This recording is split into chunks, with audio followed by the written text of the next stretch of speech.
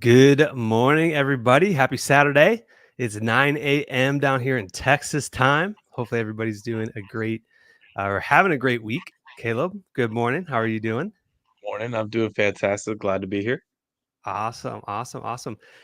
So every month we do a live Q&A session, and today we're going to do more of kind of like a podcast type talk for everyone who's out there growing a lawn business and wanting to really get started. That's kind of what the topic of today's live stream is going to be. So, um, I got a couple announcements here that I'm actually going to dive into and jump into before we get to how to basically start a lawn care business.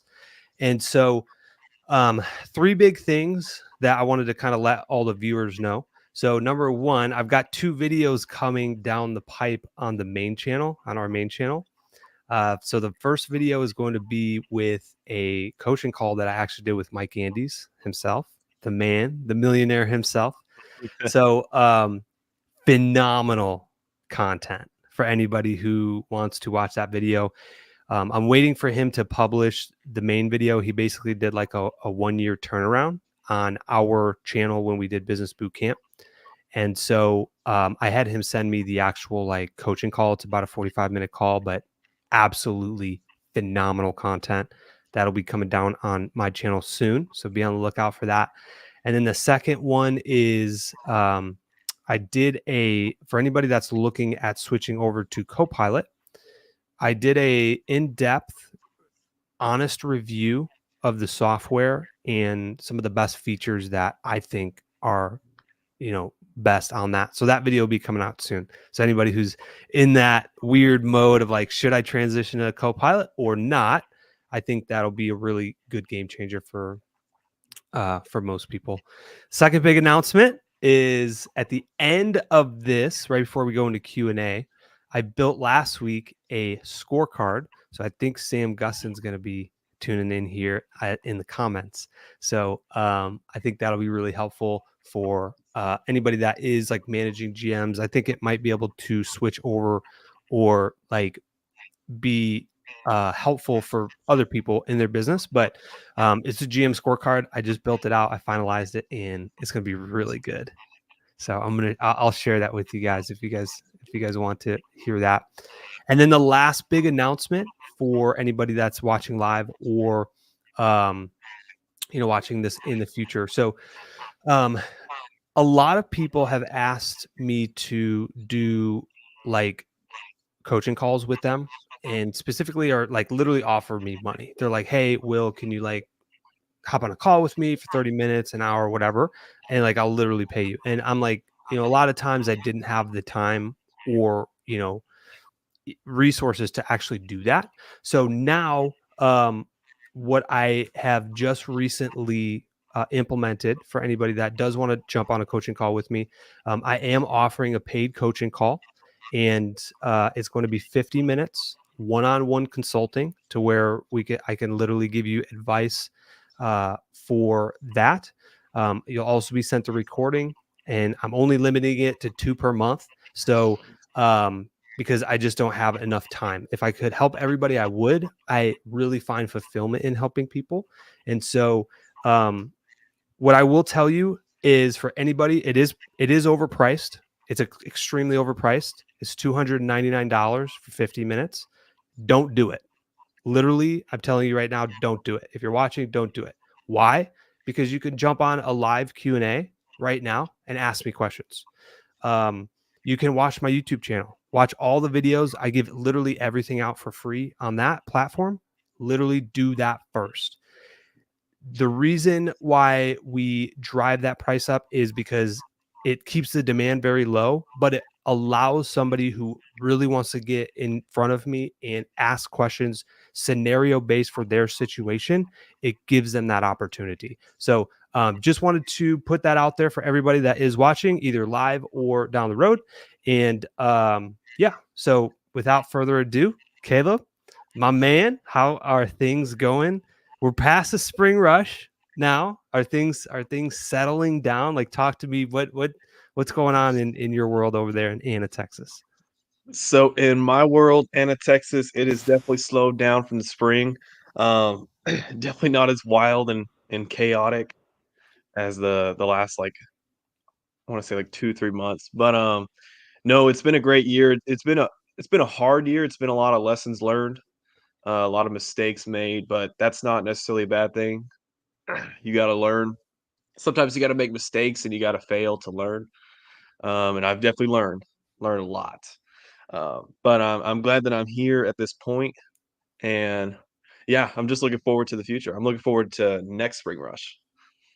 Absolutely. So I know because I know your specific situation more, Caleb. You have like how many employees do you have now? And like what would you say after going from like one truck to three in under 12 months, like what what has been like maybe the biggest lesson that you've learned with like dealing with people and like team members and like almost basically doubling, even tripling your team size? So, in terms of like dealing with team members, so I'll start. I have 3 team members now. I had 4 in June. I have 3 now. Um, so with them, I would say having a positive attitude helps, and then also being a servant leader is huge as well. So serving your team so they can serve you. Right? That's what I believe in. I'm not the type of person that, kinda they whip their employees and they micromanage to get what they want out of them. Like, I give my employees what they want so we can also get what we want in return, right? So that's something that I've really, like, went all in on with my team, and it's totally helped us out a ton. We have a great team right now, pretty solid, and they all have fantastic attitudes when it comes to the work that we do, and I'm pretty blessed to have that.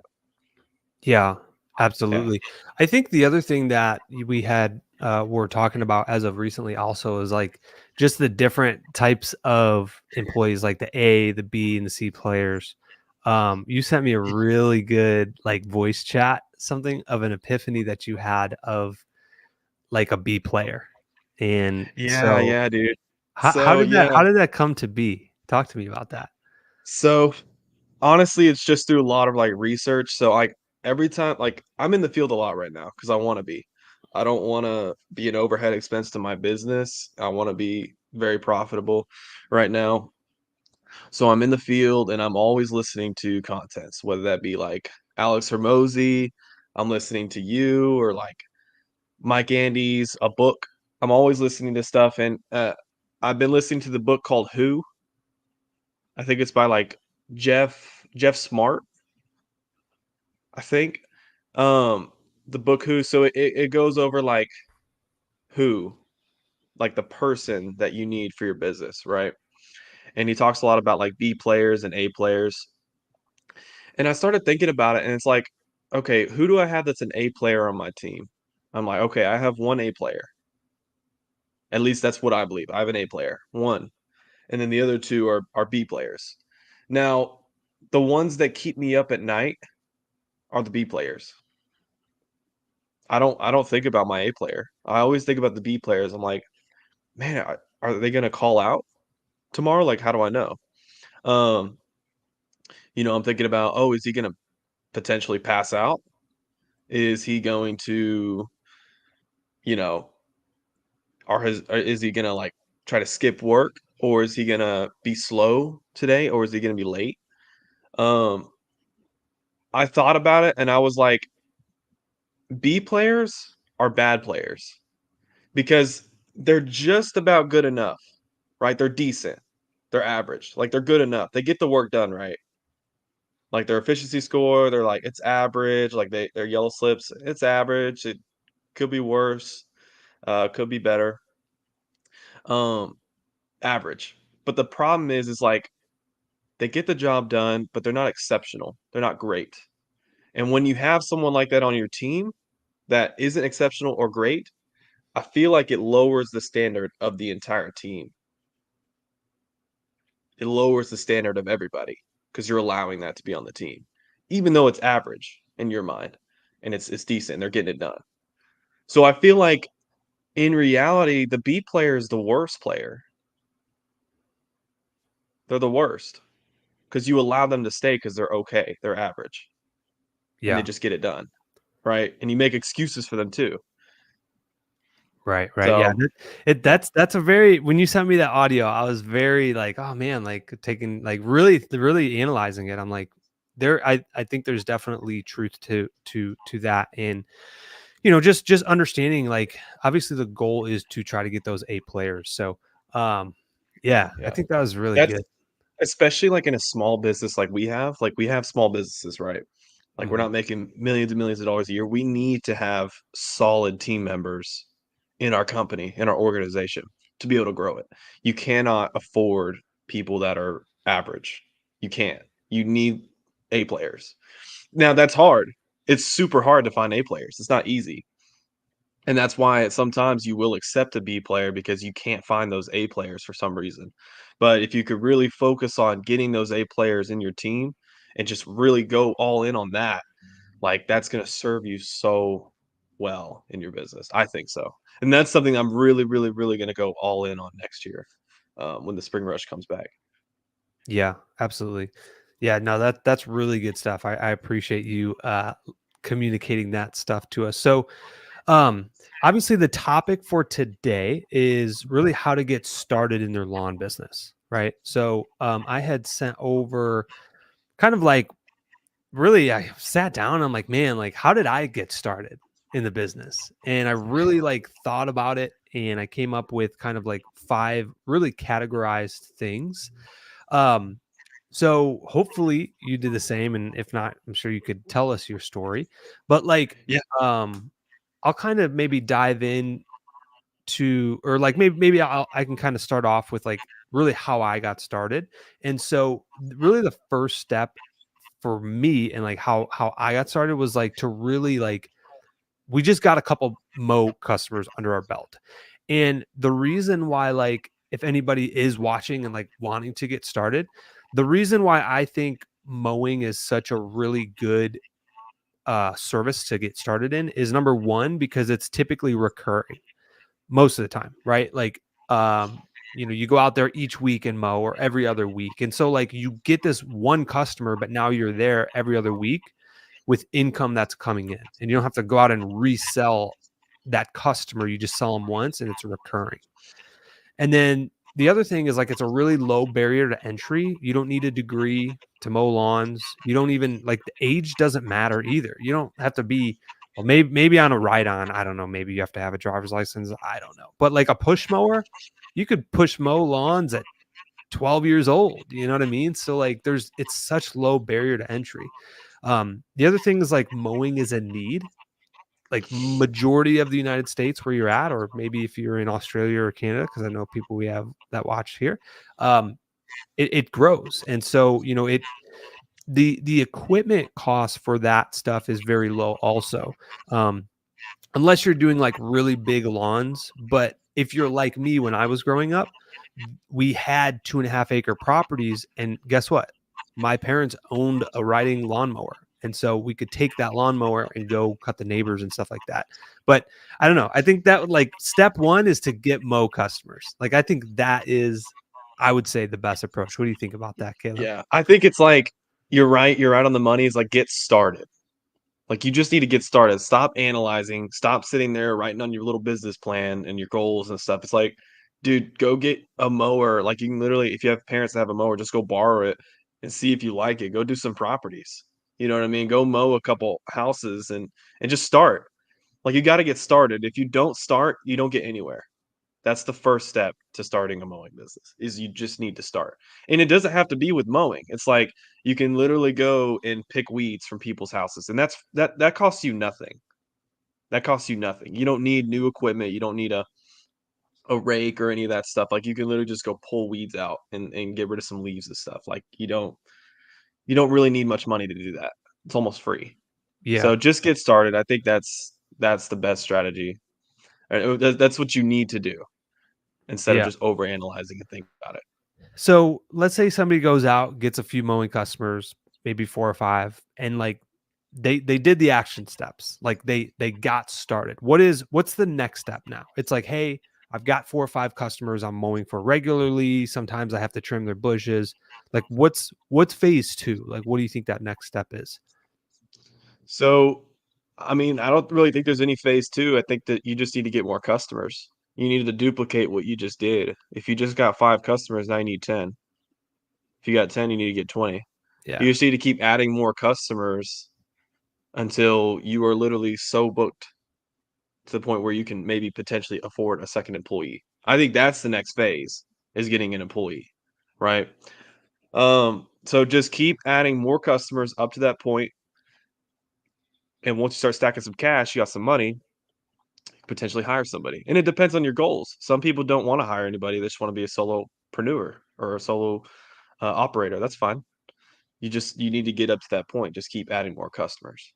Yeah, Yeah. absolutely. I What do like you it. think? I like it. I think just duplicating that and tripling that. Um, how do like there's a lot of people that maybe watch the channel that are doing it part-time that, Yeah. for them it's, sometimes 15 or 20, even 25 customers like is enough for them. Do if they're working a full-time job, right? Like typically they can only maybe do it on Saturdays or after hours. And so like, and depending on if they want to take this full time and really kind of go, full board on this. But I like that. I think really doubling the customers. Um, I think at some point, once you get to a point, like you said, where their like capacity is full, whether that's part time or full time, then I think the next stage maybe is to, as you start to get 25 plus customers, is to really like dial in to make sure, um, that like your pricing is somewhat accurate. And I think what's sometimes difficult for people to get started is like they don't even know where to price. Like to get those first 3 to 5 customers, like they don't even know where to start. And so Mhm. if somebody's there, like what I would recommend is to just go on Google, find the 3 local competitors that rank the highest, call them and say, "Hey, how much would you charge to mow this lawn?" One will say 45, one will say 40, and then the other one will say maybe 42. And it's like, okay, I'm going to take either the average of that or maybe just go a few bucks lower so you can win the job. And be like, yeah, well, I'll do it for 35, to at least get those first handful of customers to actually get started. Yeah, I agree. I think that's a good tactic to ask your competitors and see what they're charging. Even like if you have friends in the industry or like local people, like ask them like, "Hey, how much are you charging for this property? Like, what are you charging for this?" Kind of, and you can use Facebook too. Facebook's a little rough with pricing. Everybody's got their own opinions, but I mean, it gives you kind of some bearing on how to price something, right? I think that's a good tactic. You should ask your competitors what they charge. I really think in terms of mowing, if you're just starting out, if with pricing, if you really wanna try to figure it out, just try to find, like, your 3 properties, right? So there's a small, medium, and large. So try to figure those out. Like, what does your small property look like? What does your medium property look like? And what does your large property look like? Okay? Figure that out, know what it looks like, and then just have a price for each one. So for small, it's 35 bucks every week. For medium, it's 50 bucks. For large, it's 75 bucks per week. Just figure that out, figure out those numbers and just do that going forward, just so it's super simple. It's not like, "Oh, well, this property is like 60 bucks. Oh, it's 75. Oh, it's this and that." Just make it super simple. Just base it on what it kinda looks like. If it's large, you just charge this price. That's what I would do. Yeah, I like Makes it. it I super like it. simple. Yeah, that way, analysis paralysis is a real thing. Like Yeah, yeah, yeah. even at my stage, it's like, do we go to this location for the third location or this one? Like it's like we could sit here and analyze it all day, but we need to do it, you Yeah. know? Yeah, dude, you gotta execute. I think you gotta execute because like, I get in the trap of it too. It's like I just overthink things and I don't get anywhere, and it's like, "Okay, I spent the last month thinking about this, but I'm nowhere.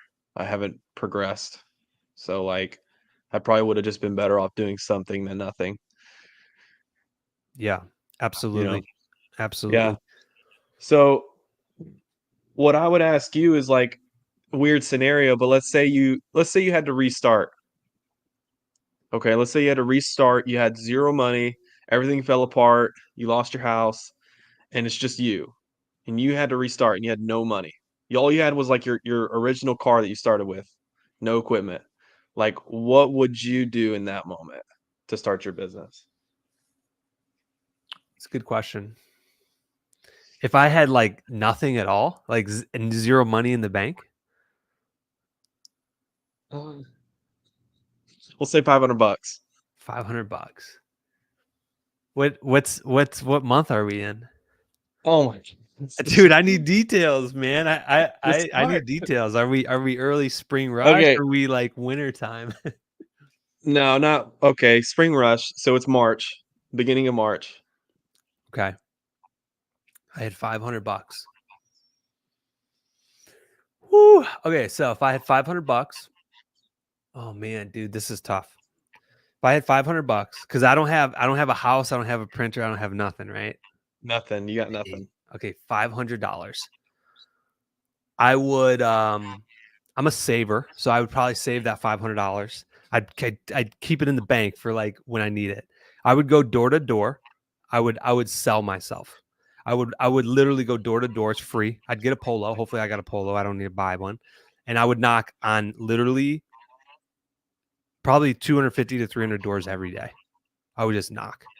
Now, now that I'm thinking about this, I probably would ask a neighbor because again, I'm cheap. I want to save my $500. I'm going to ask a neighbor if they can print me out 500 pieces of paper or 1,000 pieces of paper with like my name on it, hopefully, and maybe just pay them for like the actual like cost of the paper, so I don't have and ink, so that way I don't have to buy a printer. I'd ask a neighbor. I would get, a couple thousand copies of the flyers. I would literally go door to door and I would knock on every single door. If they don't answer, I'm leaving a flyer. If they answer, hey, my name's Will, just got out of the military. I lost everything. My house is gone. Everything's gone. I can mow your lawn today. Like help a brother out. That's probably what I would do. And I would do probably 300 doors a day. 300. That would be my consistently reliability. And I get like I know that would work, and then I would also focus on core services. So I wouldn't like I would figure out hopefully cuz again, I still have the knowledge, right? I Yeah, just lost the money and everything. Okay, you so still have the yeah, knowledge, you just lost everything. I would dive into mowing, weed control, bush and bed service, and mulch. That's it. Everything else I don't do. Those are the 4, 5 things I put on the card, and I would drive that hard, dude. I'd get 25 customers in a week by doing that. Like I would drive that so hard, and my legs would probably kill, and I'd be so sore. But I know that S works in the spring rush by doing so that. how would you do their properties if you weren't gonna spend the 500 bucks? Oh, okay. So yeah, at that point, like I said, I would save the $500 for when I absolutely need it. And as Yeah, I do go door to door, let's say the first day, maybe 3 of them are like, "Yeah, sure. What's the price?" And I'd figure it out. I'd call the local competitors, get a price. Okay, it's going to be $40. Okay, great, $40 every other week. Okay, and so then at that point, once I needed it, then I would go. I'd jump off Facebook Marketplace. I'd probably buy a mower for $100, residential mower that's already used. I'd buy it and I would literally and dude, I would get through that. And then if I needed a rake, I'd probably, buy it $20 and yeah, I'd be set. You don't need a ton of equipment. I'd focus on small residential because I don't have you told me I got $500. I don't have 5,000. There's not an additional zero there, so I can't do large acre properties. Even if someone's like, "Hey, can you do it?" Nope. I don't service that. Like, this is what I can do. This is what I can do to get started. Maybe 2 years or 3 years from now, when I have more money, I'll upgrade to the larger properties. But no, I'm just going to focus on that small cookie cutter property. yeah, yeah. I think that's smart though, what you're saying is, like, focus on the small when you're small. You know Yeah. what I mean? Don't overdo it at the beginning to try to get jobs and get money because that's screwed me over a lot. Like, I've been screwed a lot by trying to do really big things and trying to do those jobs that are, like, wildly out of my, like, toolbox. You know what I mean? Totally lost so much money and been screwed over and just, like, wildly, like, expensive. So I think that's smart. When you have, like, very little, and you're very small, like, just start kinda small. Like, do those small residential properties, Don't try to get those massive commercial jobs when you don't even have, like, a zero turn, you have no money, you know? Yeah, and dude, that's the best way because like you go to sleep every night knowing you're not leveraged in debt. You don't have all this money you owe people, and it's like everything you own. Like even the trucks we bought cash. I did not buy it until I had the time. Guess what? Well, what happens if they call you 4 miles away and you don't have a vehicle? Put it in the back seat. And then once you get like, it's like, no, that's not really feasible, obviously. But like, once you get a vehicle, hopefully maybe you have a hitch, and then put a cargo hitch on it. You can get a cargo hitch from Tractors. I think it's Tractor Supply. It's U-Haul. Yeah, or U-Haul or something like that. There's another shop by our house, but you can get the literal cargo hitch for like $150. It's super cheap. It is aluminum and it won't last long, but you can put a mower on that thing. It's a wheelchair carrier. That's what it's for. And you can actually like take it to your property. So Oh, I know what you're talking about. yeah, that like get that. You don't need a truck. You literally don't need a truck. If you have like an SUV or something with like a hitch receiver on it, just do that. Put the mower on the Do back, you're good. do you think you could put that on, like, your, didn't you say you had, like, a Firebird? Like a Pontiac? A Pontiac Grand Prix, and I did put it Okay. on it. Disclaimer, again, me trying to be, get by. It doesn't work because the Grand Prix sits so low that when you would go over like a road that had a bump, it scraped the ground really hardcore once you put the mower in there. So just be careful with that. Depending on what type of vehicle you have, you wouldn't want to put it on like a real low type vehicle. But to add to this, I think, Caleb, one of the biggest things that I see, and not even just lawn care, but I see other people like even family members or neighbors or friends, and they come to me and they're like, Will, because we built this successful business, right? That we're just like getting started with. But I'm like, yeah, what's up? Like, how can I help? And they're like, we want to start our own business, and we're filing our LLC, and we're getting the business registered, and we're building out the website. And I'm like, how many customers do you have? They're like, well, none. We haven't started our business yet. And I'm like, then stop worrying about those things. Stop building the website. Literally, in the first 3 months, do not build the website. Do not register the business. Do not create an LLC. And this is not tax or advice or whatever you guys want to call it. In certain states, like in Texas, if you make under 6K for the year, you don't have to like pay any sales tax. So like what I'm saying is get the customers first. Caleb asked me if I had $500, what I would do. I would get the customers first. I wouldn't go and file my LLC for $350 because that wouldn't get me any customers or income. I see so many people fall into that trap of trying to get an official business. So get the customers first. And then once you're, at 25 plus customers and you're making, a few grand a month. All right, now let's make it official. Let's get a website because this is something that we can do long term, and all that stuff. Yeah. Yeah, I agree. And it goes back to what we're talking about. It's like, dude, you just gotta get started. That's what it is. Just get the customers, get started. Like, don't overanalyze it. Don't think you need all these fancy things. You just gotta get some money. Start with the money. Once you start getting some money in, then you can start thinking about other things. Yeah, absolutely. Absolutely. Awesome. Awesome. Well, anything else you'd like to tell the people of how to get started in the lawn care business? I know that was really for a lot of you, maybe that are watching. I feel like a lot of people are either just getting started or going from that 0 to 250,000 mark. So we really want to touch up on that. Um, Mhm. so hopefully this help people. But do you have anything to add to that, Caleb? So, are we talking about the people that are literally just getting started or haven't even started? Or are we talking about the people that are already started or going from 0 to 250,000?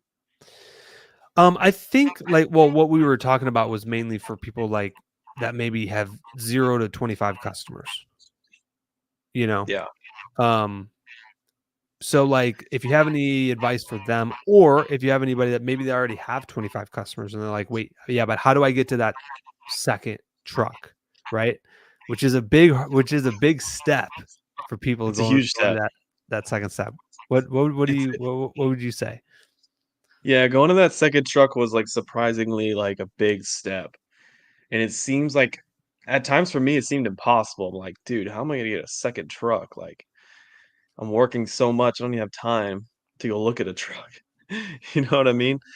Uh, I mean, I pretty much just said it earlier, but it's like you need more money, you need more customers, you just need to keep adding customers. Get that, like, 50, 60, 70, 80 customers under your belt for yourself, those mowing clients, and, like, once you're really full and you're like, I'm full time, like, I'm working 5, 6, 7 days a week doing this, then it's probably time that you need to, like, even okay, let's say if we're gonna talk about going to the second truck, right? If you are full time, 5 to 6 days a week with you and another guy in your truck, that's when you should likely be looking at a second truck.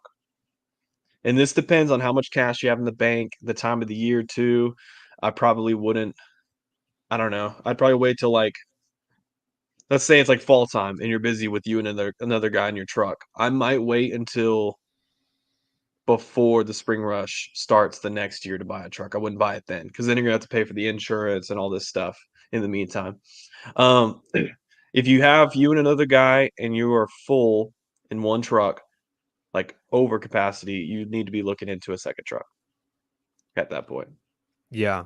And to get to that point, it's just going down to the basics. You have to get yourself in front of people, right? Get yourself in front of people and sell them. Sell them on you, sell them on your services, get the money from them. That's what you need to do. Yeah. Absolutely. I love it. This is good stuff. Hey, I know we've got about quite a few people like watching this live. We are going to do a live Q&A. So at the end of this, my question for you guys that is watching is and this is for everybody. So there should be as many people in the comments. What is the one thing that's holding you back in your business that we can help get you to that next level? Like what's the one thing that you guys need help with? If you had one question to ask, put it in the comments below. Um, so I failed everybody, Kayla, because I don't have the actual documentation for the GM scorecard. However, I can wing it and actually do it on the Remarkable here real quick. Um, Okay. so Sick. I do apologize about that. I'm on my Mac, and sometimes the thing doesn't always switch over. So let me see if I can Cool. plug this in. And you Um, said this is the GM scorecard?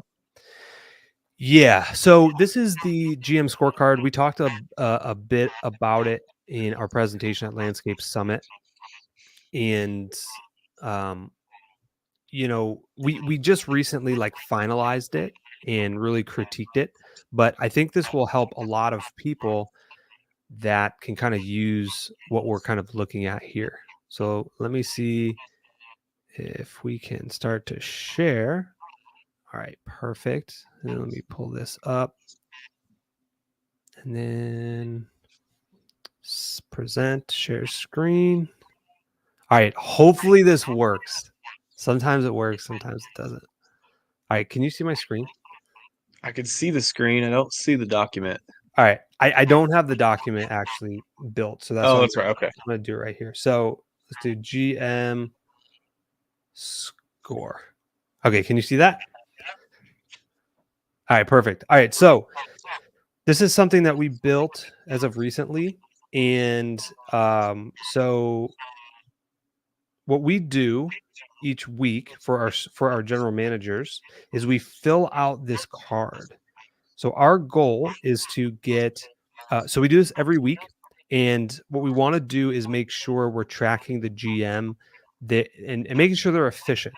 There's so many tasks that you can do in a business, but are they actually being efficient? So we'll actually sit down and do,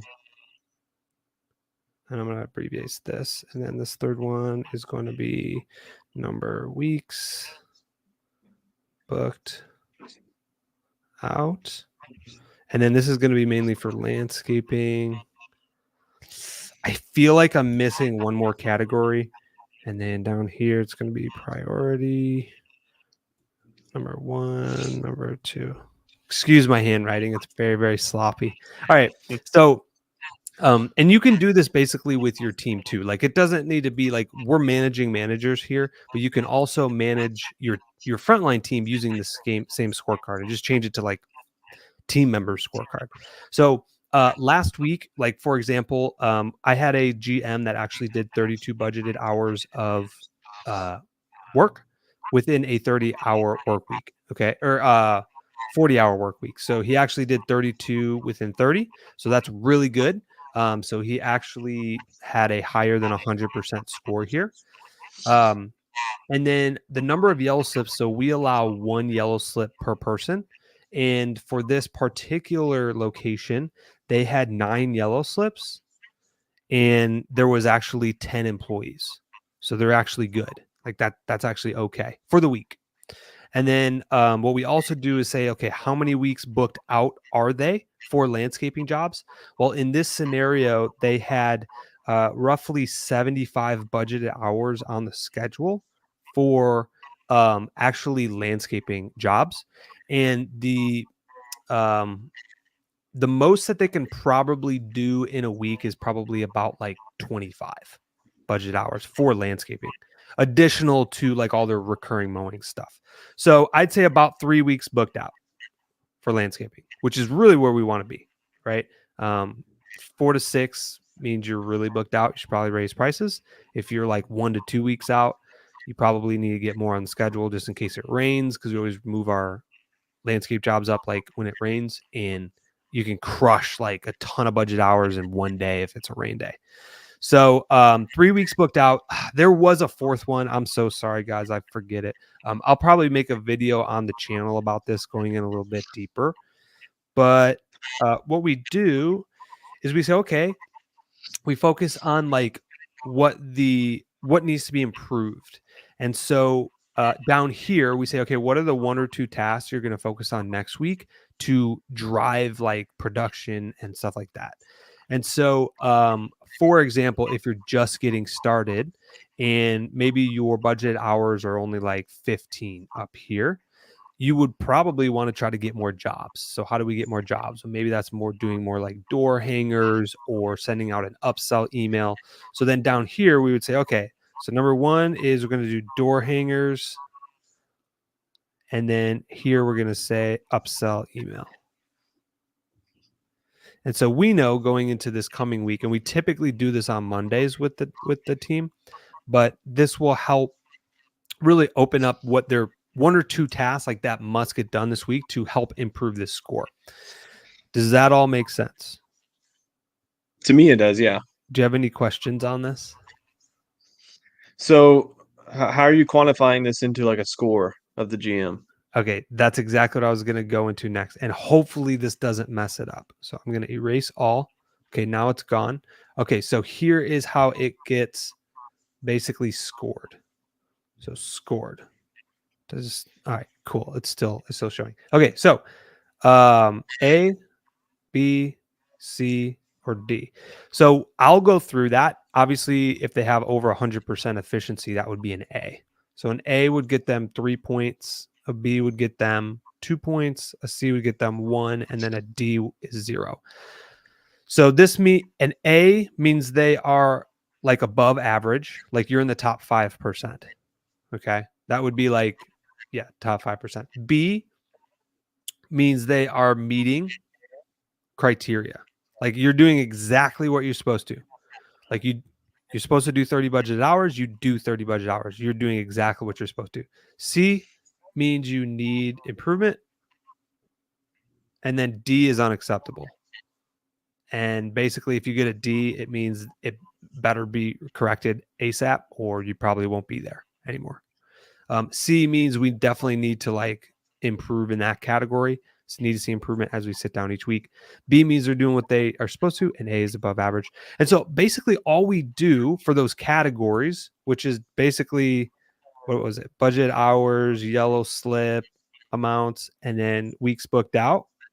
And again, there's a fourth one. I can't remember it. Weeks booked. And they will get a score based on that. So as of recently, I had a GM that actually did, I forget what the fourth category is. I'm so sorry, guys, but he had like an A in his budgeted hours. He had an A on yellow slip, but he had a C on weeks booked out, and then he had a C down here. And so what we would do is in this category, and then what we would do is actually add this up. So he would get a 3, he would get a 3 here, and then he would get a 1 and a 1. And then we would just add this up. So 6, 7, 8. So 8 divided by basically 4, because there's 4 categories. And then that would equal 2. So his average was a B. So that's what his average was for the week. So Gotcha. that's kind of how it's broken down. Sorry if this is a little bit complex for some people, but So wait. So why did we give him an A for budgeted hours and yellow slips? he had so for last week he did, I believe it was like 32 budgeted hours out of 30. So he had like whatever that is, it's over 100% efficiency. Yeah. Okay. So he had 100 plus efficiency on that. So what would be a B for his budgeted hours? Would it be like 75% efficiency or something like that? Yeah, 75 means you're doing, that's average. So 75 really 70 to 80%. 70 to 80% is B. That's average.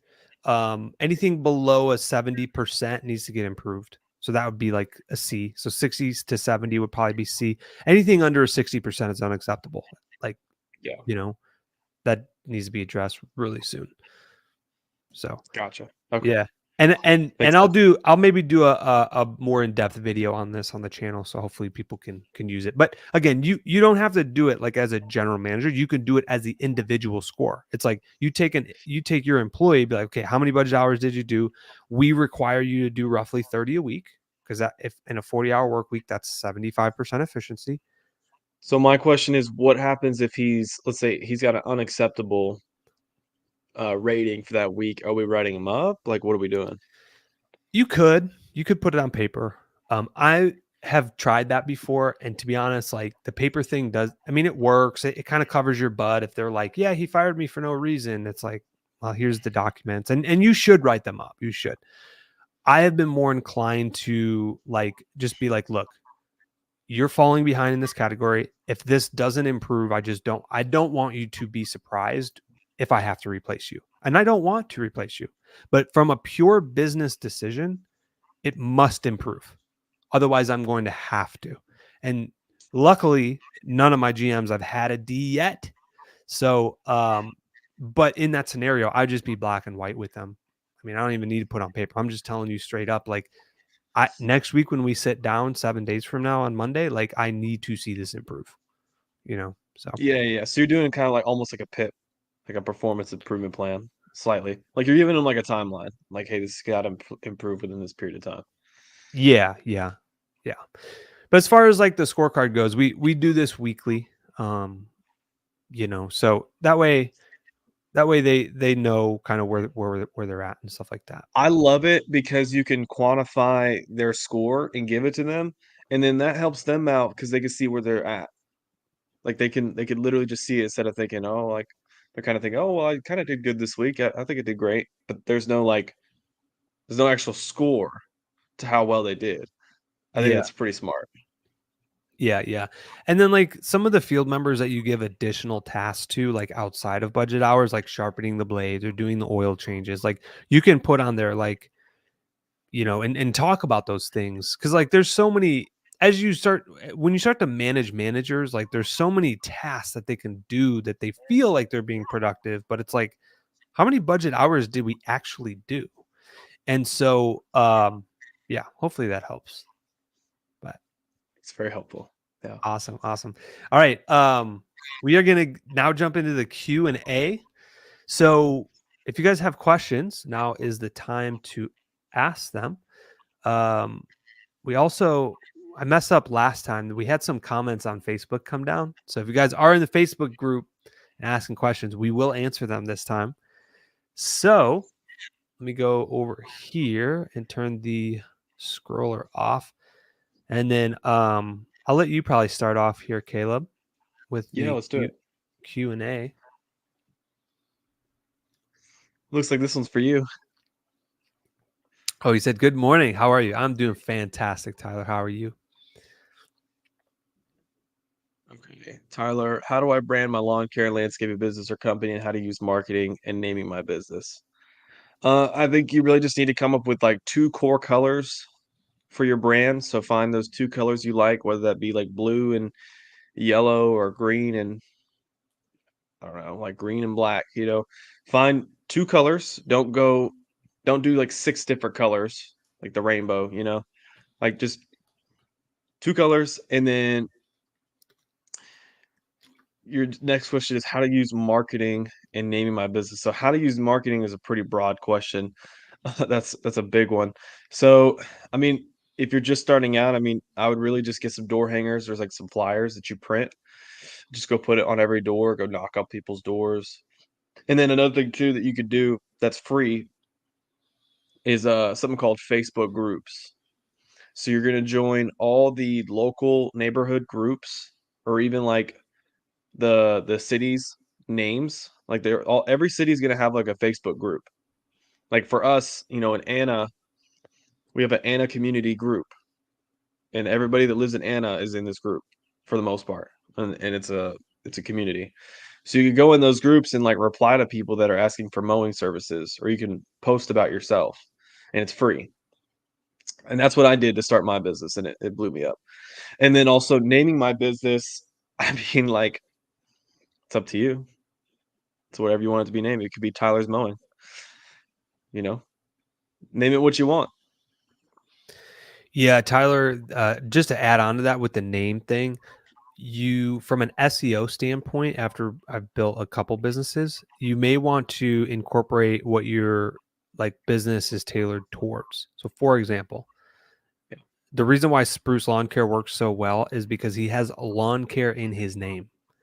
It's on the website, and so now all of a sudden it's double everywhere that it is on the website because it's already in his name anyway.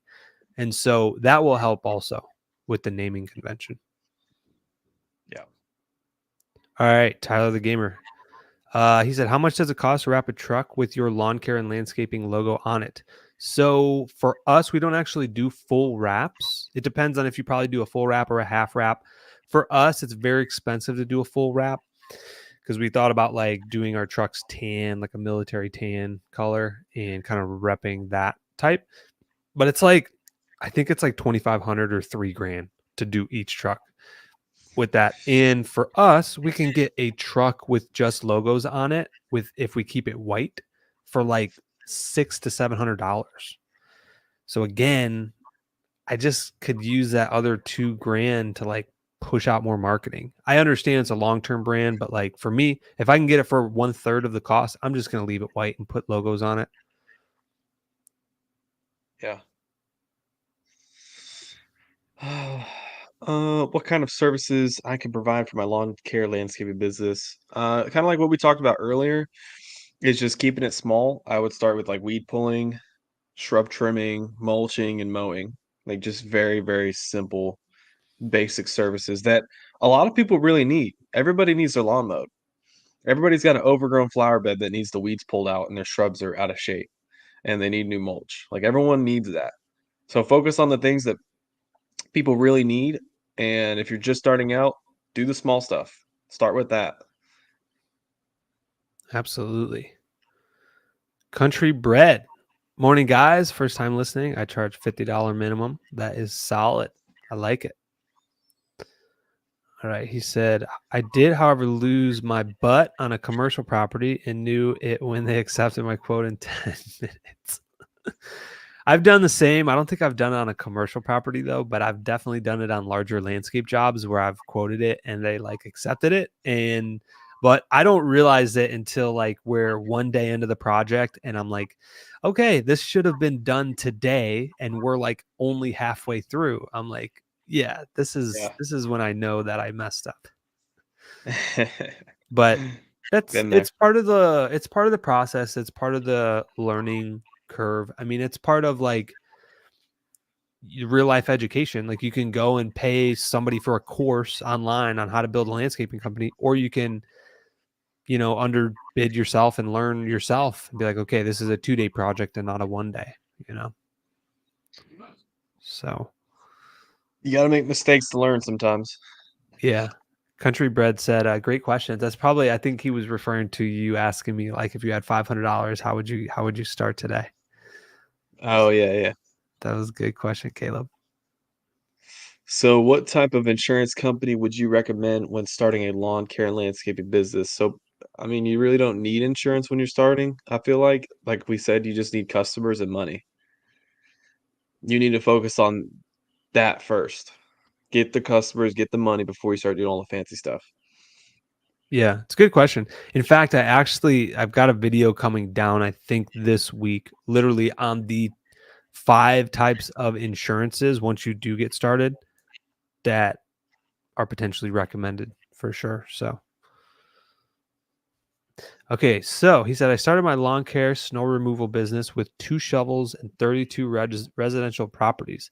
After the first payment, bought snow pups and then a big blower. That's how you do it, man.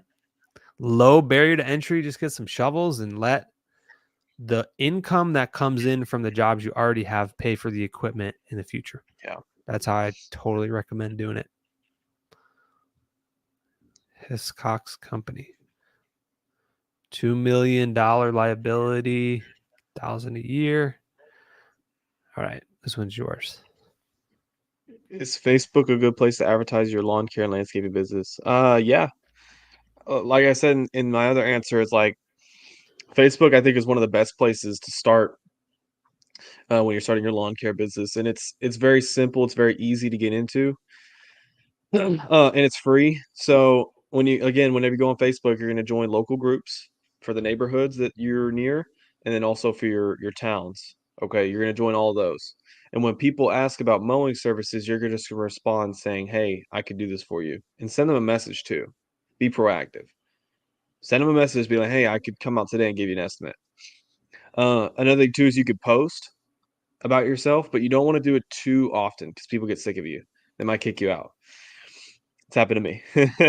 Yeah. um, so post about yourself occasionally and don't make it too salesy. Like your first post could be like, "Hey, I'm in college or I'm a student or I'm just getting started in my business and I'm trying to save some money for this. Like I would like to mow your lawn." Like it could just be like very simple. Like, "Hey, if you're young, especially, it's even better because like I'm a kid, I'm in school, I'm trying to make some money.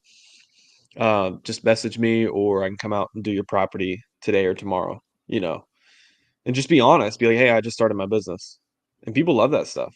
They want to support you, oftentimes. Absolutely. All right. Bread. How do you find that first employee? I hired my son and had to fire him because he didn't have the integrity to do a good job. Am I asking for too much out of an employee? So that this often happens a lot when they don't know. Here's the reality of it. We all haven't managed employees yet before, so we're not good at it. We're not good leaders. We don't set boundaries properly. We don't communicate effectively in a nice but stern way. And so the first employee, we just don't know what we don't know yet. And so oftentimes we do, just do family or friends or neighbors. And oftentimes it doesn't work out that great. And so it's just a part of a process. I guarantee you, though, by your 15th employee, you'll be much better and you'll know exactly what it looks like, what a good employee looks like, and what a not good employee looks like. And so I don't believe you're asking too much out of the employee potentially. I don't know exactly what you're asking him to do, but if it's generic stuff, mow a lawn, what we all do, like you probably just need a higher caliber of person.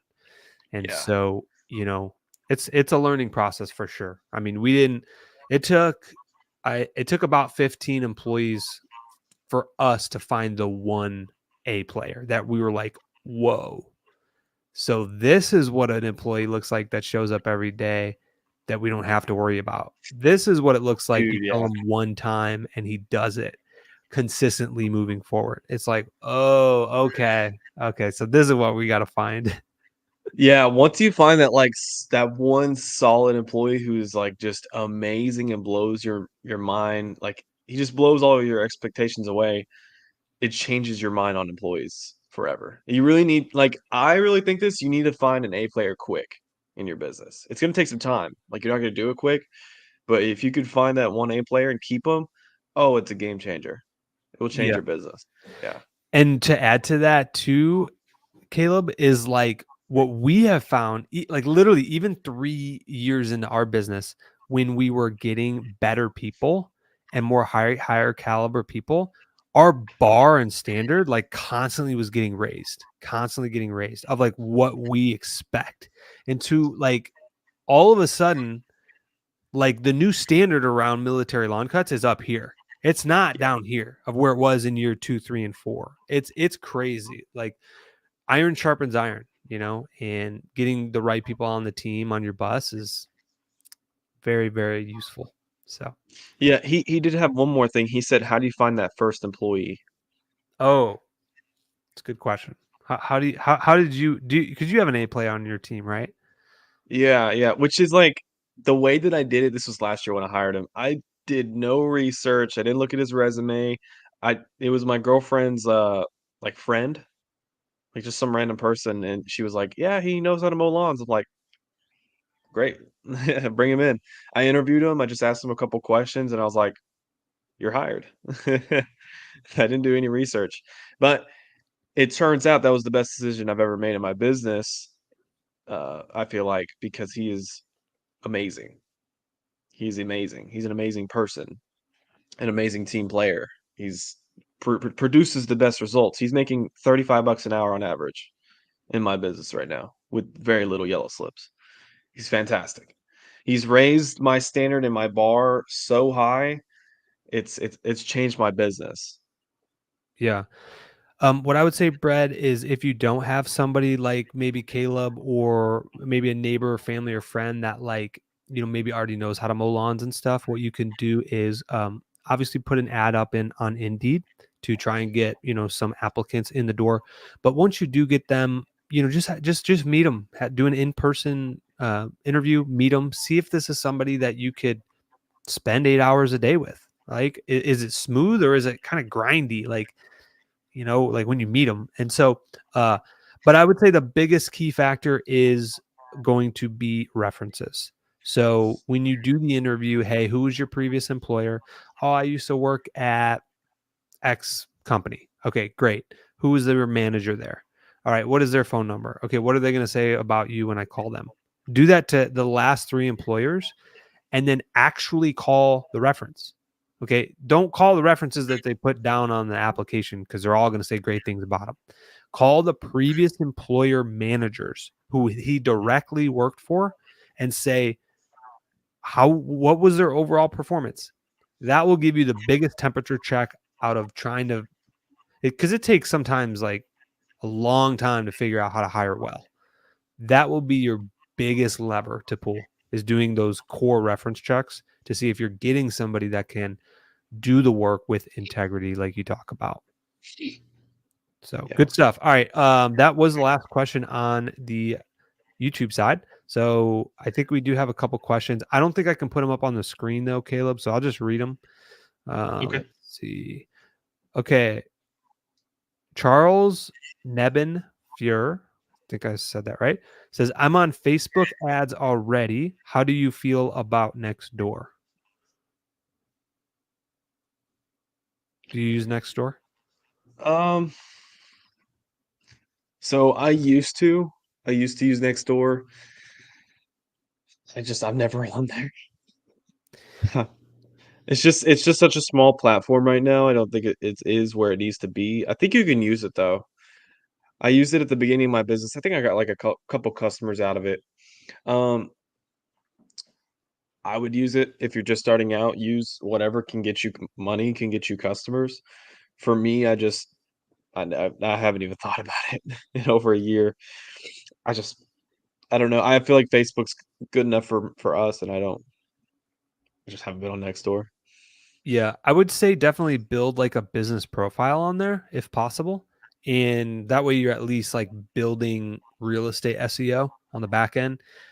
We do get some customers that trickle down from there. So, definitely use it. I haven't really used the paid version of that if there is one, but definitely create a business on there and put your name on it and stuff. I Charles know says, Nextdoor's cool because you can, like, focus on certain neighborhoods. Like, you can literally, like, focus on one neighborhood, which I think is super cool. You yeah, could do that. Yeah. absolutely. That's nice. Okay, he said, so same person says, how do you add more customers? How do you get more customers? He's at 4 right now. He has 4 customers. 4 customers. I mean, whatever you did to get the 4, do that again and just keep doing it. And try new things too, like I said, like, use Facebook, go post on the local groups, respond to people that ask about services. Um, get some flyers, just go put them on doors. Like, if you don't feel comfortable knocking on doors, go put pieces of paper on the door. Like, you're gonna get customers, it just takes time. You just keep doing that over and over and over again. Yeah, absolutely. All right, so I did put up a Facebook post in the group, so we have 2 questions that came down there. These I think will be the last 2 unless one comes in on YouTube. But Okay. it looks like these are kind of tailored towards me because they're kind of both asking about location stuff. All right, so this one's from Larissa, my beautiful, lovely, amazing, gorgeous, awesome wife. Thanks for tuning in here, Larissa. She said, now that you have 2 locations, do your team members work at both locations? It's a good question. So the short answer is no, they do not. They're completely separate QuickBooks, separate bank accounts, separate W-2, separate locations, separate entities, separate everything. There may be a floater, is what we call them, that may bounce back between the 2, but it gets somewhat sticky and complicated because now they need 2 logins for P4P. They need 2 logins to see their routes in the mornings. They just need double locate, like it gets kind of, so if you can keep them separate as best as you can, that would definitely make more sense. Hmm. And then Brian McCone said, why are you treating it as 2 different locations when it is simply 2 different service areas served out of the same shop location? Do you have 2 different GMs? If so, why wouldn't you just have one GM and 2 different estimators and account managers? All right, really good question. So our goal is to have 10 locations for military lawn cuts in the surrounding areas. Although they do both operate at one location, and it would be very simple and way easier to just combine them. The reason we split them is because we want to learn the process of how to duplicate what we're doing and scale it out. And so that's why we did it.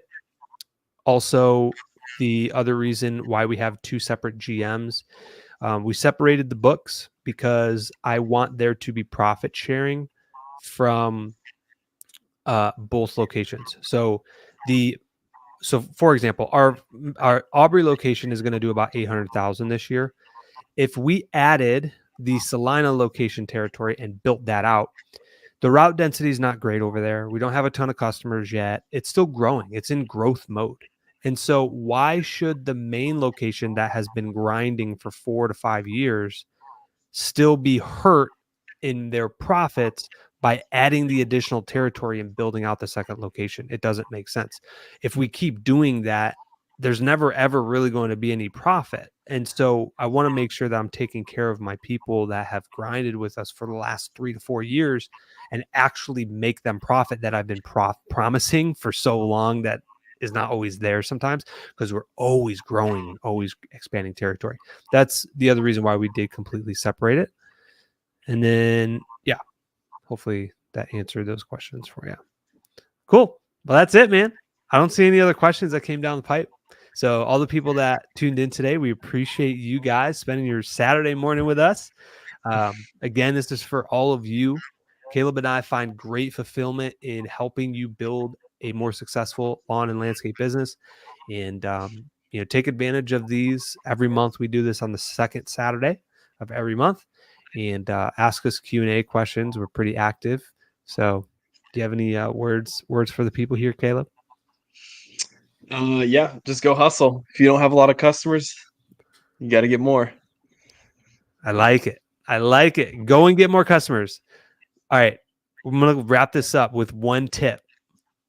One tip. I'll go first to give you a little bit of time to give one tip for the people. All right. Here's my tip for the people.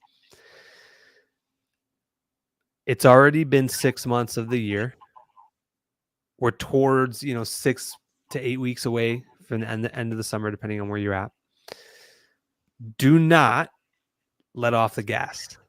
Most people, they get through spring rush and they are like, they let the gas off the pedal and they're like, oh, finally I can breathe. And they're like, we've been grinding hard March, April, May, June, like it's been crazy. And then they want to coast. Don't coast. Keep the pedal to the floor. This is where people make the most profit in their business is Q3 and Q4. So don't let off the gas. Keep pushing hard. Keep sending out upsells.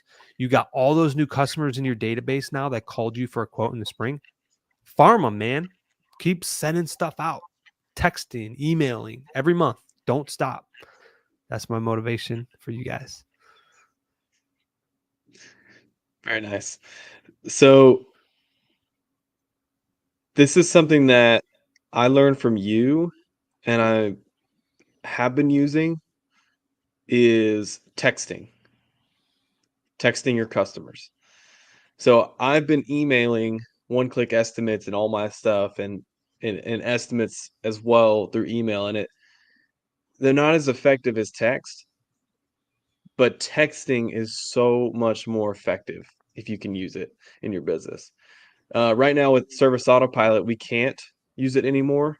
Just kind of some of the restrictions they've been adding, it's made it extremely difficult. So when we move to Copilot, we're going to use the texting feature, and I think texting is the future, and you should use it in your business. Great advice. Great advice. I like it, man. Well, thank you, Yeah. everybody, for coming out. And hopefully you guys have an awesome Saturday and a great rest of your week. All right. Yeah. Thank you, guys. We'll see ya. We'll see you guys.